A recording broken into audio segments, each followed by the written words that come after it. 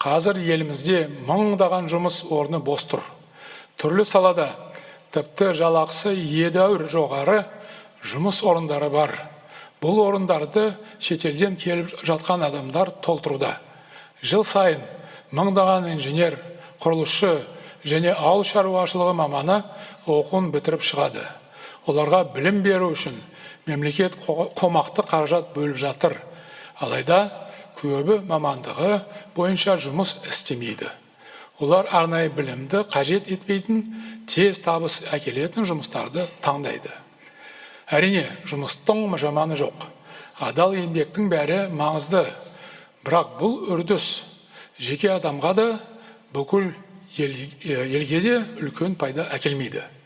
Азаматтардың өндіріске барғаны абзал. Экономиканың нақты саласында жұмыс істеуге ұмтылғаны жөн.